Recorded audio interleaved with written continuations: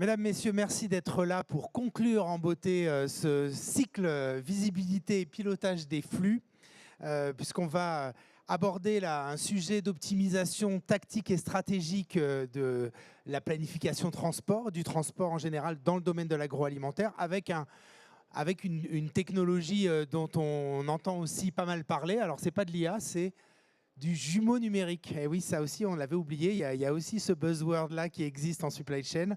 Mais là, c'est plus qu'un buzzword. Et avec qui on va parler de ça? Bien, avec Galliance, qui est une filiale du groupe Terrena spécialisée dans l'élevage de volailles. C'est bien ça. Avec en la personne de Myriam Baudry, qui est directrice logistique et transport chez Galliance. Et puis, le fournisseur de cette solution de jumeaux numériques, c'est une société qui a changé de nom. Alors pour les lecteurs de la newsletter, vous le savez déjà, de la newsletter de Supply Chain Magazine, puisqu'avant ça s'appelait CRC Service, et maintenant ça s'appelle Winlow, je ne sais pas si je le prononce bien, Winlow, voilà. Et donc, on a avec nous Jacques-Antoine Gros, qui est associé et directeur offre et développement de Winlow. Je vous laisse la parole et puis je reviens après pour la séance habituelle de questions-réponses. Bonjour à tous. Effectivement, on est ravis. Alors, on va pas vous parler de notre solution. On a choisi autre chose qui a beaucoup plus de valeur, je pense, pour vous, c'est de faire parler un client, un témoignage client. Et donc, ensemble, on va vous raconter un peu l'histoire qu'on a vécue sur l'année dernière. L'implémentation s'est faite en 2023. Et puis, vous partagez également, Myriam vous partagera également les bénéfices et le type de sujets qu'ils peuvent traiter avec notre jumeau numérique Winlow. Donc, je vais commencer par vous présenter Galliance, pour ceux qui ne connaissent pas la société. Donc, Galliance, c'est la filière volaille de Terrena. Donc, Terrena est une coopérative agricole qui est dans le Grand Ouest. Notre spécificité, c'est qu'on a l'habitude de dire qu'on va du champ à l'assiette, c'est-à-dire que on a dans notre périmètre à la fois les couvoirs pour les poussins, les élevages, les usines de transformation pour aller jusqu'à l'expédition vers nos clients, en passant également par la nutrition animale, donc pour l'ensemble de nos volailles. Notre société en fait travaille avec 1000 éleveurs de volailles. On a 3300 collaborateurs qui œuvrent tous les jours pour livrer de la volaille dans différents magasins et chez différents clients. On est le deuxième acteur de la volaille en France et on a 13 sites industriels dispersés un petit peu en France et particulièrement dans le Grand Ouest. Nos produits sont assez variés, ça passe par de la volaille fraîche classique, filet de poulet, poulet entier, et par des produits élaborés crus ou cuits, ainsi que des produits festifs. On va arriver bientôt là dans la période des chapons, donc on produit des chapons. Nos marques sont les marques Père Dodu, 12 France, La Nouvelle Agriculture, pour en citer quelques-unes, ou les poulets fermiers d'Ancenis. Donc voilà pour ce qui est de Galliance. Alors, on ne pouvait pas quand même démarrer sans vous parler de Winlow. Pourquoi? On est fiers de vous présenter notre nouvelle marque, effectivement. Qu'est-ce qu'on fait? Eh bien, tout simplement, on met à disposition d'un certain nombre de clients un jumeau numérique. Le jumeau numérique, il va vous servir à quoi? Il va vous servir à aller chercher de la performance et de l'agilité pour votre supply chain. On regarde toujours 3 axes: l'économique, l'écologique et le niveau de service. Voilà. Donc vous pouvez modéliser et optimiser à la fois vos réseaux logistiques, vos réseaux transport, votre organisation de transport, mais aussi retravailler, que ce soit avec le commerce, vos clients, vos niveaux de service. Ici, si je change mes cadences, mes fréquences, mes délais, qu'est-ce que ça fait?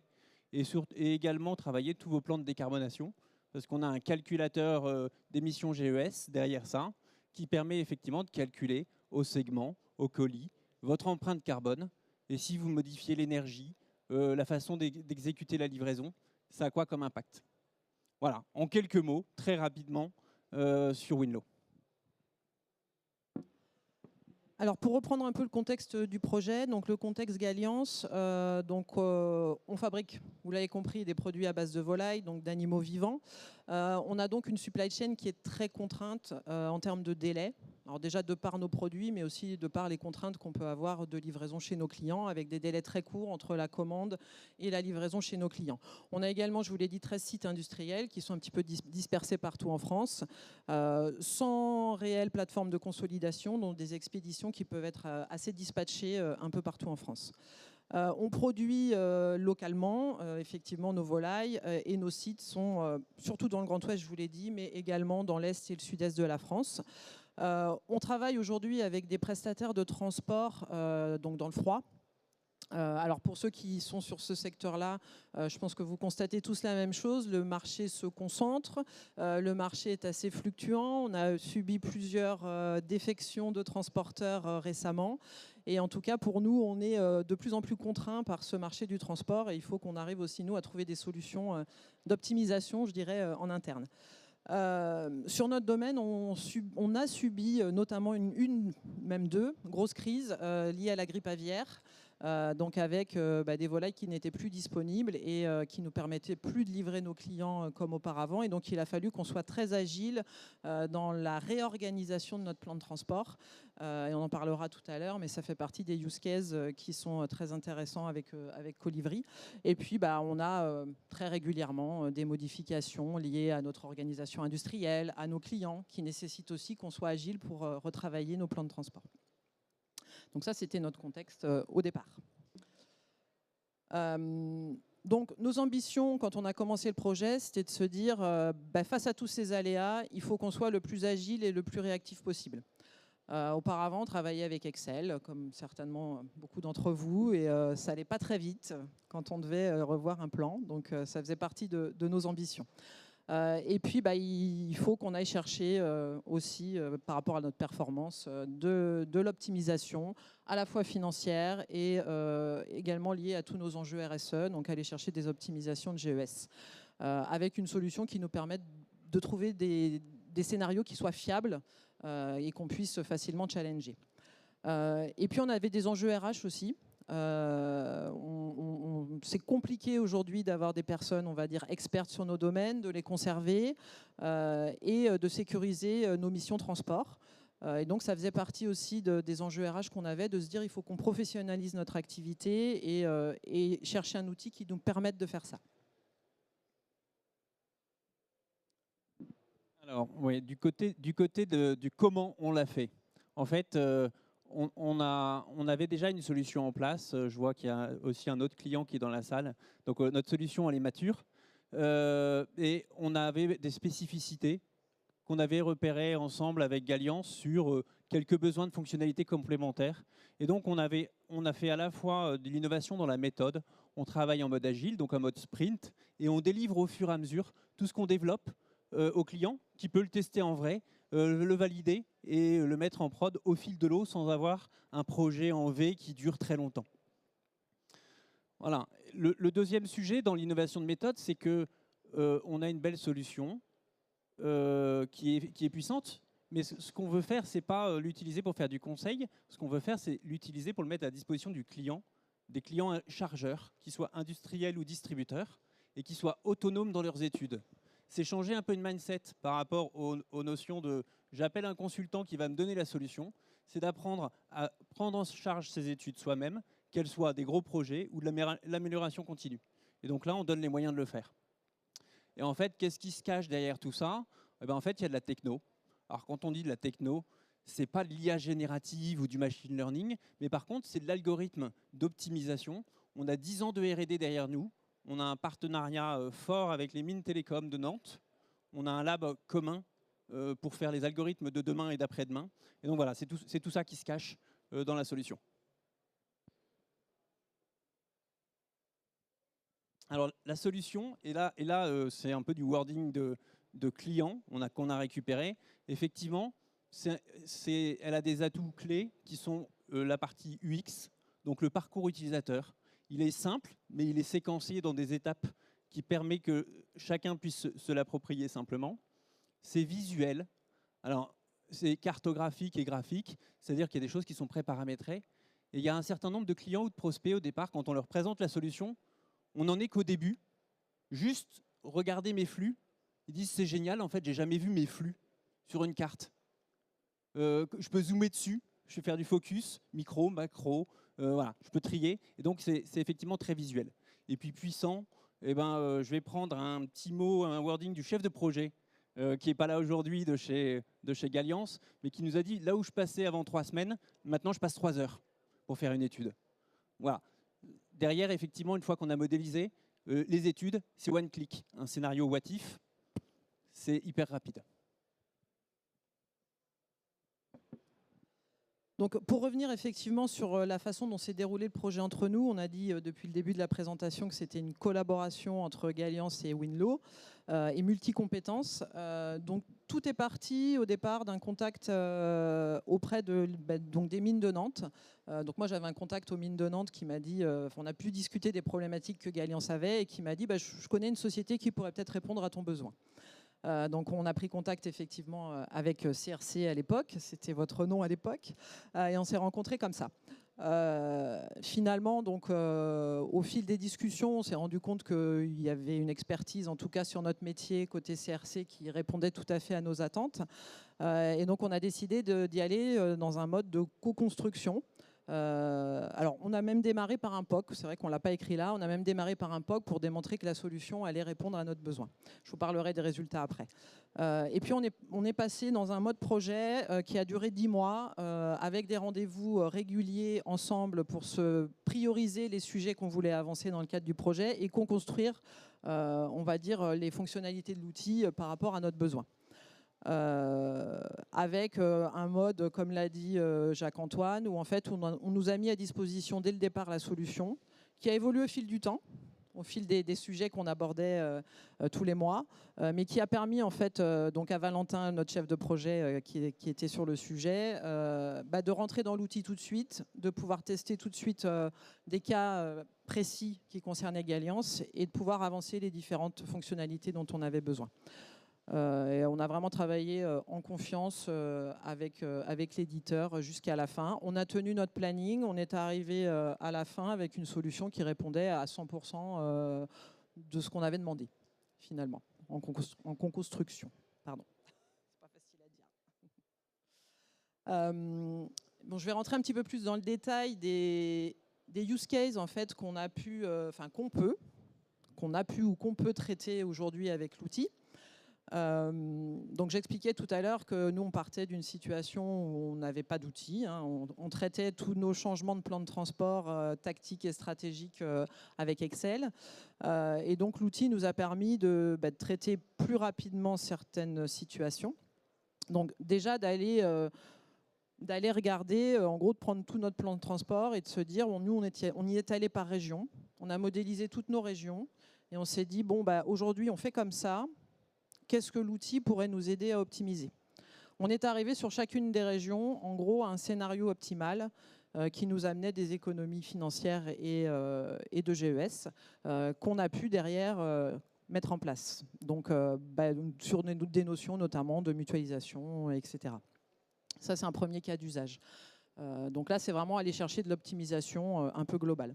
On a travaillé également dans notre outil une simulation relative à notre schéma de production et schéma supply, on va dire, notamment de se dire est-ce que aujourd'hui je dois ou pas aller implanter une plateforme logistique qui nous permettrait de récupérer l'ensemble des volumes de nos sites industriels, où est-ce que je la mets et quel est le gain finalement de transport que je peux avoir à faire ça.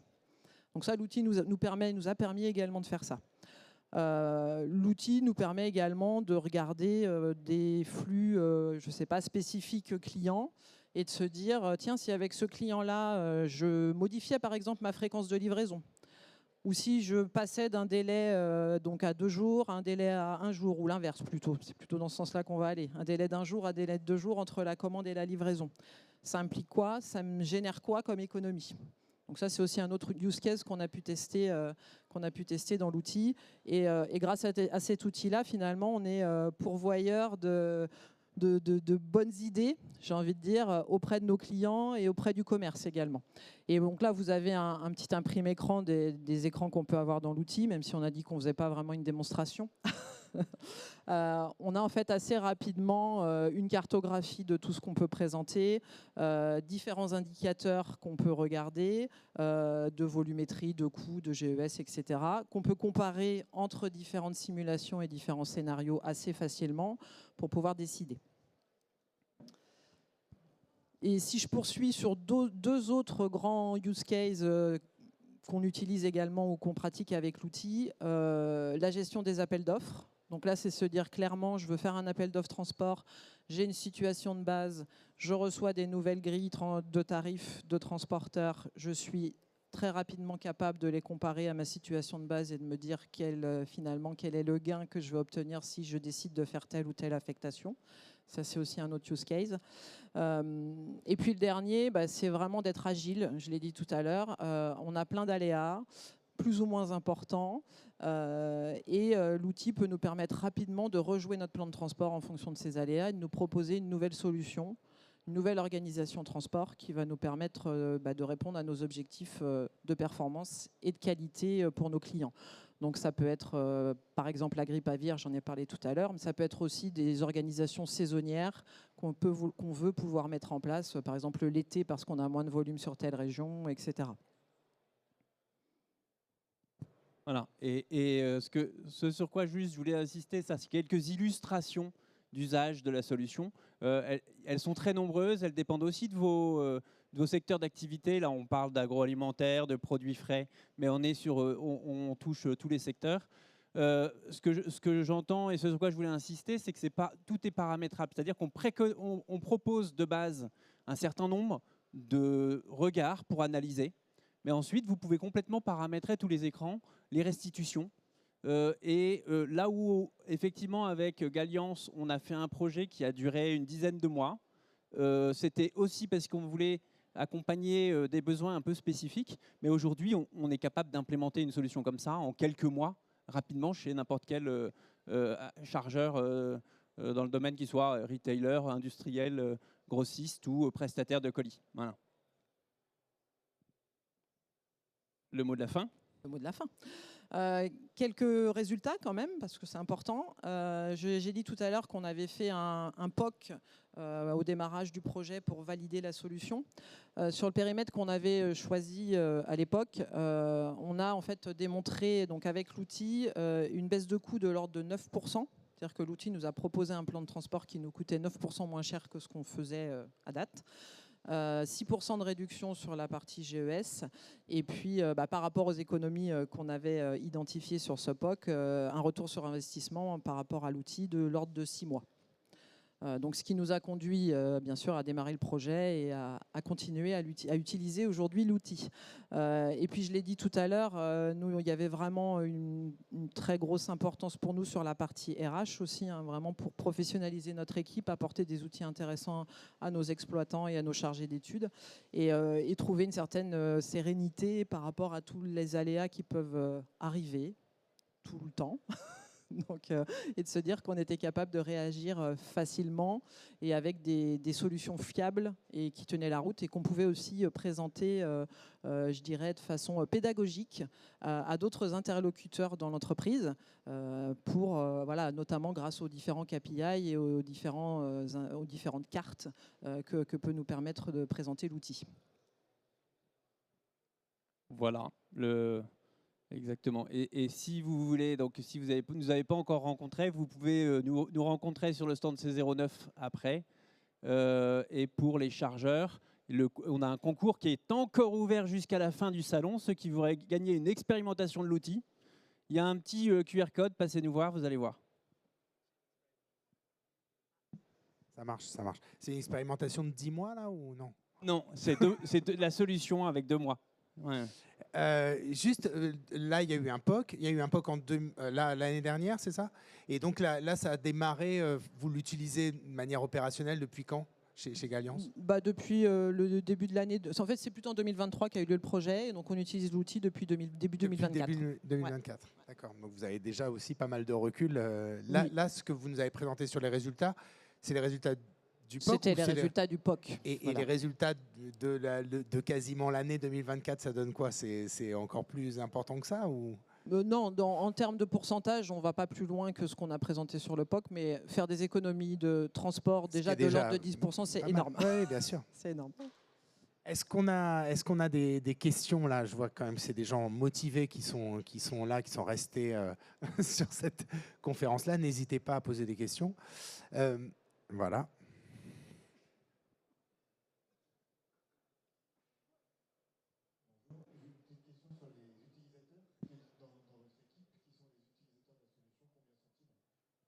Alors aujourd'hui, ce sont des chargés d'études qui sont utilisateurs de la solution. Ce ne sont pas des exploitants opérationnels.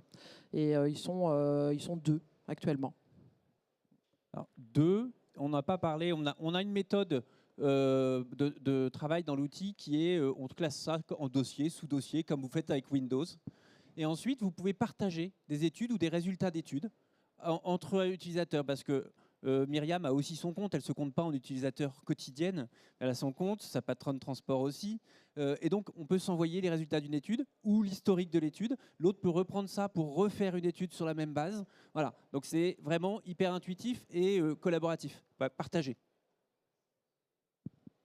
Mais de toute façon, on reste dans le côté tactique, stratégique, pas forcément sur vraiment la partie opérationnelle du transport, ou ça peut quand même? Alors nous, à notre niveau, on ne l'utilise qu'en tactique et stratégique, c'est-à-dire vraiment pour travailler notre plan de transport en amont. Et ensuite, une fois qu'on a décidé du plan de transport qu'on va appliquer, on le met, entre guillemets, en musique dans notre TMS. Mais après, je pense que Jacques-Antoine va compléter. On a effectivement le cas d'un client qui l'utilise en outil opérationnel. En fait, il construit ses plans à la semaine, pour la semaine suivante. Et avec une API, ça le déverse directement dans son outil d'exploitation. Et il a son plan qui est déroulé pour la semaine suivante. Donc oui, ça a vocation plutôt à faire des études. Et il y a peu d'outils aujourd'hui sur le marché qui permettent de faire ça avec toutes ces solutions-là. Ça peut aussi vous aider à construire des plans opérationnels. Tout à fait. Et juste, parce que tout à l'heure, Myriam a utilisé le nom de Colivri. Alors, je ne sais pas s'il existe encore ou pas, le nom de Colivri, ou maintenant c'est Winlow. Colivri est mort, hélas. Mais bon, Winlow est né. Mais donc Colivri, on parle du même outil. C'était le nom d'outil. On n'a gardé qu'une seule marque, Winlow, qui est à la fois le nom de la marque commerciale et le nom de la solution. Voilà. Pour simplifier aussi dans nos échanges. Et puis, voilà. Et je sais que finalement, il y a une partie aussi, c'est transport, mais aussi un peu de network design. On peut très bien l'utiliser pour se dire, tiens, si je mets un centre logistique, si je change, qu'est-ce que ça implique au niveau du plan de transport, etc. Oui, tout à fait. On a fait déjà une étude dans ce sens-là dans l'outil. Mais c'est vrai que ce que disait Jacques-Antoine tout à l'heure, c'est vrai que de manière naturelle, on se dit c'est plutôt un outil de consultant qu'un outil d'exploitant, enfin de chargeur, entre guillemets. Mais en fait, on peut l'utiliser au quotidien parce qu'il n'est pas cantonné à ce type de mission. Enfin, il y a plein de cas d'usage, en fait, c'est ça. En fait, effectivement, ça n'est pas qu'un outil pour faire un projet one-shot. C'est un outil aussi d'amélioration continue. C'est un outil qui permet d'analyser simplement vos aléas et des solutions opérationnelles. Et voilà. Et en fait, souvent, on a des interlocuteurs qui viennent nous voir, qui nous disent « Ouais, nous, on voudrait plutôt être accompagnés en mission parce qu'on a un projet. » Okay. Et puis, en fait, quand on met le doigt dedans, on se rend compte qu'au quotidien, ah oui, alors je pourrais améliorer ça. Okay. Et quand je rencontre un problème avec un transporteur, je peux tout de suite reconstruire une autre solution différemment. Et en fait, si je mets mes datas dedans et que je regarde, est-ce que j'atteins ma performance que j'avais prévue? Ah bah oui, je peux piloter ma performance avec ça. Et voilà. Et les users sont là à dire, bah oui, en fait, maintenant, quand je l'utilise au quotidien. C'est ce que disait Myriam. Hein. Il y a des personnes qui l'utilisent quotidiennement dans les équipes. Donc c'est un peu plus que c'est de l'étude, mais c'est pas que de l'étude grand projet, c'est de l'étude opérationnelle également. Mais là, la liste des cas d'usage chez Galiance, vous avez une roadmap pour vous dire, bah, tiens, on va peut-être tester encore d'autres choses sur l'année 2025, par exemple? Oui. Bah, en fait, on en est même maintenant à... Oui, on construit en fait notre budget. Là, clairement, je viens de finir la construction de mon budget 2025 en planifiant les études que je vais faire sur 2025 et je vais les faire dans l'outil Winlow. Donc oui, j'ai ma roadmap d'études, effectivement. Alors, si on parle budget, juste pour comprendre, comment quelle est la tarification de tout ça? C'est à l'usage, justement, parce que finalement, on se dit, généralement, ce qui fait peur dans des outils de network design, c'est, waouh, si on parle les Lamasoft, enfin, ex-Lamasoft, on dit, oh là là, mais ça coûte une blinde. Bon, là, c'est quoi? Comment vous tarifez tout ça? Alors déjà, on n'est pas des Américains. Et on s'adresse plutôt pas des à Américains. vous n'êtes pas des Américains. Si, maintenant, Donc c'en est. voilà, on est français, 100% français. On s'adresse à des boîtes ETI, gros groupes, grands groupes, un peu tous les formats. Et on a voulu faire un modèle de tarification qui soit full OPEX. Il n'y a pas de CAPEX. C'est-à-dire que c'est nous qui supportons le projet et on l'étale sur la charge de votre durée d'abonnement. Et donc c'est un abonnement sur 2 ans, 3 ans, ça dépend des modèles. Où on parle de quelques milliers d'euros à 15-20 000 euros maximum pour des très très grosses boîtes par mois. Donc voilà, on est en fonction de votre volume d'activité, de votre complexité, du nombre de plateformes, on a une tarification qui s'effectue au cas le cas. Mais voilà, cet ordre de grandeur, ça va vous coûter l'équivalent 1, 2 personnes, 3 personnes dans vos équipes. Aujourd'hui, vous mettez une personne qui va vous faire des études toute la journée, il va vous en faire très peu. Et là, il va pouvoir vous en faire beaucoup avec une puissance importante. Mais vous pouvez aller jusqu'à... Parce qu'il me semblait que pour RC Service, mais maintenant je ne sais plus, hein, mais il y avait justement le côté service, enfin le côté conseil aussi. Est-ce que là, ça veut dire que vous n'êtes pas uniquement un offreur de solutions, mais vous pouvez aussi accompagner sur la partie conseil? Alors, on en fait également. On fait également du conseil. Mais dans tous les cas, en fait, notre spécificité, c'est qu'on n'est pas des éditeurs de logiciels uniquement.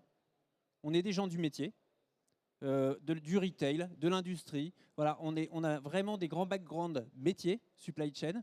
Et en fait, quand on vous accompagne, quand je vous dis qu'il y a un projet, c'est parce que la première étape, c'est d'aller chercher ensemble un enjeu opérationnel, des savings. On ne vous livre pas une formation théorique. On fait ensemble un premier projet qui vous délivre à la fin du sonnant trébuchant. Donc dans tous les cas, quand vous prenez un abonnement, la première étape, entre guillemets, c'est du conseil intégré dans le sujet qui vous sert d'appropriation et où on vous challenge aussi. En même temps, on challenge vos organisations, où on a des bonnes pratiques qu'on peut effectivement copier-coller parce qu'il y a beaucoup de choses qui s'adaptent d'un secteur à l'autre. Et puis, évidemment, pour celui qui se dit en fait, moi, j'en aurais pas besoin tous les jours. Je voudrais, par contre, j'ai un gros projet à craquer, je voudrais qu'on le craque ensemble. Venez nous voir, on va le faire. Ouais, je suis convaincu qu'à la fin, vous allez prendre la solution Winlow. Quand même, ensuite. Voilà. Est-ce qu'on a des questions encore? Moi, j'en ai encore une, mais je préfère vous laisser quand même le loisir d'en poser une. Vous pourrez encore en poser sur le stand de Winlow par la suite. Enfin, CRC Service peut-être, parce que dans le guide, il y a marqué CRC. Si vous cherchez le stand, c'est... Et si, moi j'ai quand même une question à Myriam. On parle des aléas, etc. Est-ce que durant cette année 2024, par exemple, il y a eu... est-ce qu'on a un exemple concret? Vous avez un exemple concret d'un aléa qui a été traité ou en tout cas examiné avec ce jumeau numérique? Oui, alors on a dû traiter un cas de déménagement de clients, par exemple, une plateforme Auchan de mémoire qui a déménagé, donc qui devait nous obliger à remodifier notre plan de transport. Donc on a tout resimulé dedans pour voir comment on pouvait le réoptimiser. Et puis après, nous, on peut avoir aussi des changements d'organisation industrielle avec des réaffectations de certaines productions d'un site à l'autre, donc qui du coup font bouger les volumes qui sont expédiés du premier site et également du deuxième. Et donc là, nous, on rejoue en fait de la même manière notre plan de transport pour retravailler la façon dont on va faire ramasser les transporteurs sur nos sites. Mais du coup, maintenant, vous avez, aux questions RH, vous avez embauché des gens, vous avez parlé de la professionnalisation. Ouais. Là, le côté études, transport ou globalement logistique, du coup, ça s'est étoffé. Tout à fait. Grâce à ça. J'ai créé, entre guillemets, des postes qui n'existaient pas chez nous, qui sont des postes de chargés d'études et qui ont vocation à faire toutes les études dans Winlow. Ok, bon, très bien. Merci beaucoup, merci Myriam, merci Jacques-Antoine. Merci beaucoup Jean-Luc. Et puis n'hésitez pas, le salon ne ferme pas tout de suite, donc n'hésitez pas à prolonger la discussion si vous le voulez sur le stand de Winlow. Voilà, merci.